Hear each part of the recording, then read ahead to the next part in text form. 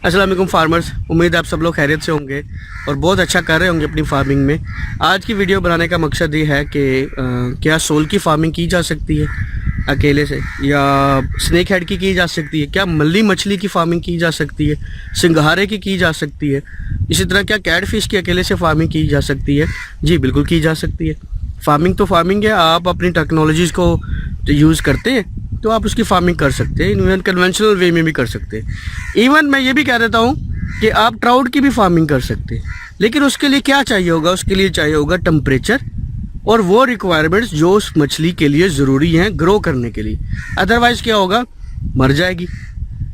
ठीक है, तो जैसे मैंने ग्रुप में तस्वीरें पोस्ट की कि सोल जो है इस बड़े तालाब में से मरा हुआ निकला। वजह क्या थी? टेम्परेचर बहुत गिर गया और वो उसको बर्दाश्त नहीं कर सका और मर गया। बात वापस लाते हैं सोल की फार्मिंग पर। सबसे पहले सोल की शुरू करते हैं। जी, सोल की फार्मिंग की जा सकती है। कैसे की जा सकती है? बहुत सारे तरीके हैं। पहला तरीका ये है, कॉमन कार्ब के साथ उसको ऐड कर दें और उसकी प्रोडक्शन ले लें, जैसे हमने किया। ठीक है, वो 400 ग्राम 500 ग्राम का आप सीड ट्रांसफ़र करें अकॉर्डिंग टू आप जो मेजर कॉर्ब्स का सीड डाल रहे हैं उसके हिसाब से। छोटा सीड डालेंगे तो कम वेट निकल आएगा। उसके साथ गुलफाम मछली की ब्रीड डाल दें। ठीक है, गुलफाम क्योंकि ब्रीड ज़्यादा करता है, कम वेट के साथ भी कर जाता है। 1 साल ऑफ गुलफाम भी ब्रीड कर जाता है तो वो उसके अंडे कंज्यूम करके वो खा लेगा। इसी तरह चिड़े मछली जो अगर आपके तालाब में है तो सोल जो है वो उसके अंडे या उसके छोटे सीड को खाकर एक अच्छा वज़न कर सकती है।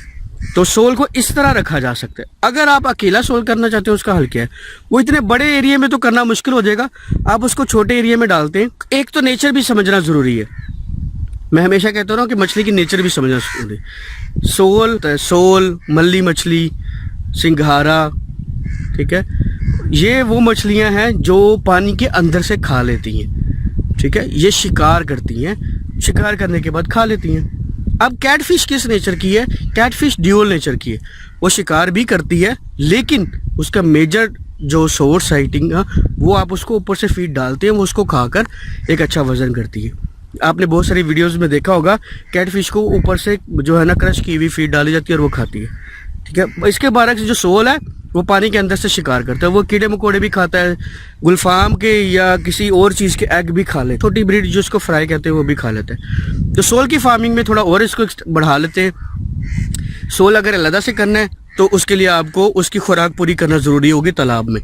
ठीक है, उसकी खुराक कैसे पूरी की जाएंगे? मैंने एक भाई से मशवरा भी किया था, उसको बताया भी था कि आप एक तरफ नेट लगा लें, नेट लगा कर 3 एकड़ का तालाब है, उसमें आप गुलफाम डाल दें। गुलफाम उसमें बहुत ज़्यादा ब्रीड करेगा, उसका जो फ्राई है वो दूसरी तरफ चलता चला जाएगा, क्योंकि वो एरिया को खुला देखेगा तो जाल में से क्रॉस करके आगे चला जाएगा। उसको जो सोल है वो ईजिली खाकर एक अच्छा वज़न कर लेगा। ये तो है इसका पॉजिटिव पॉइंट। फिर आप उसकी जो सॉइल की जो नेचर है उसको भी चेंज करेंगे। ऑब्वियसली जब उसकी बेस बनाएंगे वहाँ से भी खुराक आएगी तो सोल वहाँ से खुराक खाता रहेगा। बहुत ज़्यादा क्वांटिटी में जितना सोल बढ़ाएंगे आपको गुलफाम की तादाद उतनी ही ज़्यादा बढ़ानी पड़ेगी, ताकि वो उतनी ज़्यादा ब्रीड करे और उसकी खुराक पूरी हो सके। ये तो है इसके तरीका करने का। सेकंड मसला क्या है? मसला ये है, इस दफ़ा जैसे अचानक बहुत सारा सर्दी हुई है, अब क्या होगा? अब होगी सोल की मोर्टालिटी। अक्टूबर नवंबर तक सेल कर देते हैं जितने भी वेट का आता है तो फिर तो खैर है, लेकिन अगर आप उसको ज़्यादा ठंडे पानी में रखेंगे तो सोल मर जाएगा। हमारा 2.5 से 3 किलो का सोल भी मर गया है सर्दी बर्दाश्त ना करने की वजह से। ठीक है, तो ये आपने अपने जहन में रखनी है। सबसे बड़ी बात जहन में रखिएगा कि इसकी फीड का, अगर आप फीड नहीं पूरा कर सकेंगे तो डालेंगे आप 3000, निकलेगा वो 300 या 500। ये आप जहन में रख लें, क्योंकि जो मछली गोश्तखोर मछली होती है उसको जब कोई चीज़ नहीं मिलेगी तो वो साथ वाले को जो है ना वो खा जाएगी। बहुत सारे सैकड़ों फार्मर्स हैं जिन्होंने वीडियो उठाई नेट से, अच्छा कैटफिश का तो मसला ही कोई नहीं है, ये कर लेंगे वो कर लेंगे। 7500, 3000, 7000, 12,000, 25,000 सीड डाला हुआ है, निकल रहा है 1000, 1500, 2000। ऊपर से डालने के पैसे नहीं थे, किसी को कहने पर आपने वो कर ली, उसका रिजल्ट जो निकला वो आपने देख लिया। सोल अलग हो गया जी, सोल की डिटेल्स आ गई। सेम गोज़ फॉर मल्ली मछली। अगर आप मल्ली जो है वो भी गोश्तखोर है, उसको आप तालाब में रखेंगे कॉमन कार्ब के साथ तो वो ग्रो कर जाएगी। अगर आपके तालाब में चिड़ा मछली है या गुफाम डाली हुई है, जहाँ दूसरी मछली भी ग्रो कर रही है वो भी ग्रो करती चली जाएगी और उसकी खैर है। अगर आप अकेले से करेंगे तो ऑब्वियसली आप सीड ज़्यादा यूज़ करेंगे। जब सीड ज़्यादा यूज़ करेंगे तो आपकी उसकी रिक्वायरमेंट को पूरा करने के लिए फीड बनाना आपकी जिम्मेदारी होगी। बना पाएंगे ठीक है, नहीं बना पाएंगे डालेंगे आप 5000, निकलेगी 300, 500, 1000, इससे ज़्यादा नहीं निकलेगी। ठीक हो गया। सर्दी से पहले उसको निकालना पड़ेगा वरना मर जाएगी। सोल इधर उधर से खा जाता है। जो मल्ली होती है ना, वो अपना घर भी नीचे बनाती है, वो गार में भी रह लेती है। हमारे साथ ऐसा हुआ था कि 1 एकड़ की हमने सफाई की। सफाई करने के बाद हमने समझा कि इसमें से मल्ली ख़त्म हो गई है। तो एक छोटी सी जगह थी, 1 मरला से भी कम जगह में पानी रुका हुआ था। उसमें जब हमने डाला तो उसमें से 3 मन माल निकल आया। तो मल्ली इस नेचर की भी है कि वो उसमें खड्डे बना कर उसमें भी रह लेती है। ठीक है, इस चीज़ को भी समझना है। मल्ली के लिए भी क्लियर हो गया जो मैंने सोल के लिए इन्फॉर्मेशन दी। सिंघारे, same goes for the singhara. सिंघारा मछली की भी करनी है, कॉमन कार्प के साथ रखेंगे कोई इशू नहीं है। लेकिन इशू सिर्फ ये होगा कि कॉमन कार्प का वेट ज़्यादा होना चाहिए, सिंघारे का वज़न, मल्ली का और इन चीज़ों का जो गोश्त और मछली इनका वज़न कम हो। वज़न ज़्यादा होगा, लेंथ ज़्यादा होगी तो दूसरे पर अटैक करेंगे, उसको खाना शुरू कर देंगे, उसको डैमेज करेंगी। अगर उसको खा ना भी सकेंगी, लेकिन जब आप उसकी कल्टीवेशन करेंगे ना तो आप देखेंगे रहू या दूसरी जो कॉमन कार्प्स है उनकी दुम कटी हुई होगी, गिल्स ख़राब होंगे, कोई ना कोई मसला होगा जहाँ से वो डैमेज होगी, उसकी वजह से रेट कम लगेगा। ये चीज़ क्लियर होगी आपकी। ठीक है, सिंघारा भी डिफरेंट नेचर का है, उसके लिए भी आपको वही रिक्वायरमेंट चाहिए होंगी जो आपको मल्ली के लिए या उसके लिए। स्नेक हेड हमने तो नहीं कल्टीवेट की, पता नहीं वो उसकी डिमांड कितनी है, किस मार्केट में कितनी है, उसको हमने नहीं छेड़ा। ठीक है, सोल की इतनी महंगी मछली होती। अच्छा, ये चीज़ें क्लियर होगी जी आपकी। अब मैं आपके इनकी मार्केट के बारे में बताता हूँ। सोल आपने प्रोड्यूस कर लिया जी, अब बेचेंगे कहाँ पर, उसका मार्केट रेट क्या है, आपकी उसके ऊपर कॉस्ट क्या आई है और मार्केट रेट क्या है, ये आपने पहले देखना है फिर जाना है। किसी भी चीज़ की प्रोडक्शन से पहले उसकी मार्केट वैल्यू को देखना ज़रूरी है।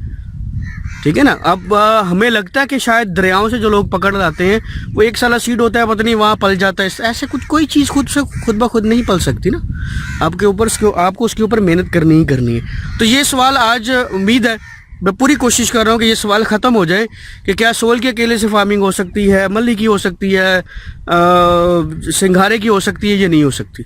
ये सारी चीज़ें तीनों के मैंने एक्सप्लेनेशन कर दिया। अब कैट फिश की तरफ आते हैं। कैट फिश शिकारी है, जालम मछली है।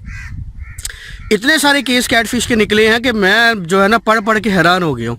मैंने अपनी इनिशियल वीडियोस में ही कह दिया था, कैट फिश करने वाले दिल और गुर्दा बड़ा रखें। शौक अगर आपको है तो शौक की तकमील करें, उसको मजबूरी ना बना लें कि अब मैंने ये डाल दिया मैं क्या करूं। कैट फिश के पास 2 चांस है, वो या तो फार्मर को मुनाफा देगी या नुकसान देगी। मुनाफा किस सूरत में देगी, फार्मर उसके ऊपर उसकी फीड को पूरा करता रहे। अगर उसकी फीड को पूरा नहीं करेगा, गोश्त खो रहा है, साथ वाली को मार के खा जाएंगे वो, सिंपल इज दिस। ठीक है, तो कैट फिश में कोई रियायत नहीं है। आप या उसकी खुद खुराक पूरी कर लें या वो अपनी खुराक खुद पूरी कर लेगी।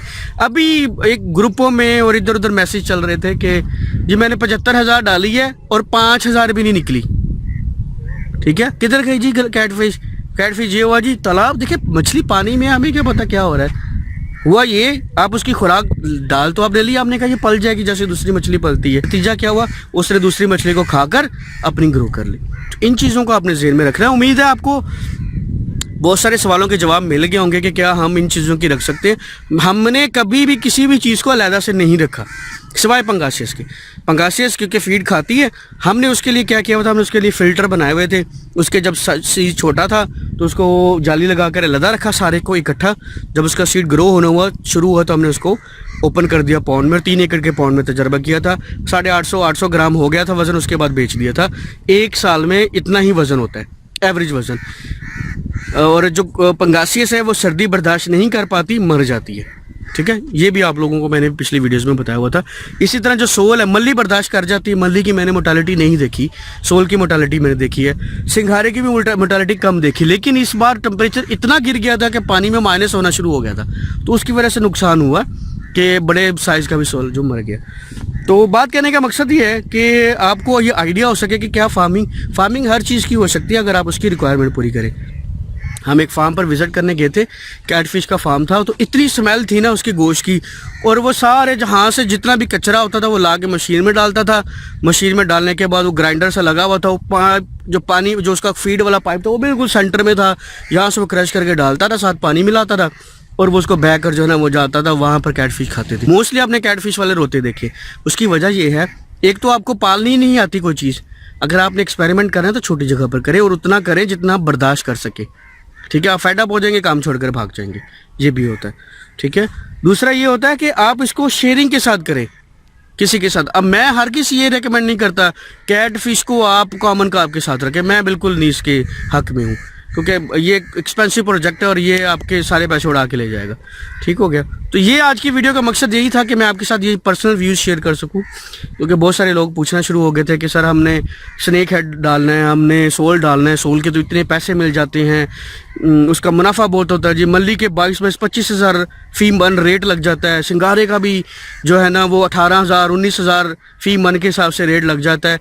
तो इसको हम अकेले को ही क्यों ना पाल लें, हम इसकी फूड पूरी कर लेंगे। तो फीड पूरी कर सकते हैं तो बिल्कुल आप गो एड ट्राई करें और अपने बजट को एडजस्ट करके इन सब चीज़ों को आप ट्राई कर सकते हैं। अगर आप में कैपेबिलिटी है कि आपको पता है कि जी मेरे पास इतना बजट है, मैं इसमें से ये चीज़ निकाल लूँगा। सवाल जवाब चलते रहेंगे इंशाल्लाह। ग्रुप में मैं पूरी कोशिश कर रहा हूँ। अब मैंने खुद फील किया कि टाइम बहुत कम रह गया है शिफ्टिंग में और इधर उधर सारी चीज़ों में मसरूफियत मेरी भी बढ़ गई है, वीडियो बनाना मुश्किल हो रहा है, तो मुसलसल फार्म पर आ रहा हूँ। कल भी बनाने की कोशिश की थी लेकिन नहीं बना सका क्योंकि मसरूफियत थी। खैर, और बेस हम बना चुके हैं, बेस तक हम पहुंच गए थे। तालाब बनाने का तरीका, उसकी सारी चीज़ें मैं बता चुका हूँ। फार्मर जो मुझे वीडियोस देख कर अब फार्मिंग कर रहे हैं या उसमें कोई इम्प्रूवमेंट करना चाह रहे हैं तो वो तकरीबन अब बेस बना चुके हैं, बेस आ गई है। अब उसमें सीड ट्रांसफ़र करना है, कितना करना है, एक्सपेंसिव वगैरह, वो वीडियोज़ में आगे बनाता चलूँगा। सेकेंड ये है कि आप पूरी वीडियोज़ को देखा करें, क्योंकि मेरे पास स्क्रिप्ट नहीं लिखा हुआ। मैं अगेन दोबारा इसलिए कह रहा हूँ, मेरे पास स्क्रिप्ट नहीं लिखा होता कि मैंने ये सिर्फ 4-5 चीज़ें बोलनी और उसके बाद चल जाए, क्योंकि मैंने अपना एक्सपीरियंस शेयर करना है। किताबें, नोट्स, रिसर्च पेपर भरे पड़े। मेरे साथ अक्सर लोग कहते हैं रिसर्च में ये लिखा हुआ है, आप ऐसे कह देते हैं। तो भाई अगर आपने रिसर्च को फॉलो करना है, गो हेड फॉलो कर लें। और क्योंकि पर्सनल एक्सपीरियंस जो है इससे बढ़कर कोई दुनिया में चीज़ नहीं होती, ठीक है ना। रिसर्च में तो बड़ा कुछ लिखा होता है कि जी इसको ये डाल दें ये हो जाएगा, ये डाल दें ये हो जाएगा, ये कर लें। वो भी बिल्कुल इफेक्टिव है, वो भी प्रैक्टिकल बेस पर होता है, लेकिन वो नेचर टू नेचर डिपेंड करता है, वैरी करता है ना। हर फार्मर के लिए बहुत सारी चीज़ें वैरी करती है। मैं उसको निगलेक्ट नहीं कर रहा, मैं उसको प्रैक्टिकल कन्वर्जन में कर रहा हूँ। देखिए, ड्राइविंग आप जब बुक से सीखते हैं ना कि ड्राइविंग ऐसे करनी है, या आप 3D में सीखते हैं कि ड्राइविंग ऐसे करनी है, ट्रैफिक इधर से आएगी, ये आएगी, वो सारी चीज़ें आपको समझ आ चुकी होती हैं। जब आप गाड़ी रोड पर डालते हैं तो आपकी उसकी प्रैक्टिकलिटी का पता लगता है कि भाई वहाँ प्रेशर क्या है और वहाँ पर प्रेशर क्या है। कहने का मकसद ये है कि मैं अपनी सारी इन्फॉर्मेशन आपके साथ बिल्कुल शेयर करूँगा, कोशिश करूँगा कि पूरा नॉलेज आप तक ट्रांसफर हो सके। अगली वीडियो किसी अच्छी चीज़ के बारे में होंगे, ऑन डिमांड आ जाएगी कोई चीज़, और मैं आपको अपने सोल का भी रिजल्ट जो है इस वीडियो के एंड में अपलोड कर दूंगा कि हमारा जो सोल इसी तालाब में से जो निकला है उसका क्या वज़न हुआ है माशाल्लाह। और नेक्स्ट वीडियो तक आप इंतज़ार करें, उम्मीद है वो भी जल्दी कोई किसी न किसी अच्छी चीज़ पर ही होगी। तब तक के लिए हमें इजाज़त दीजिए। वस्सलाम, अल्लाह हाफिज़।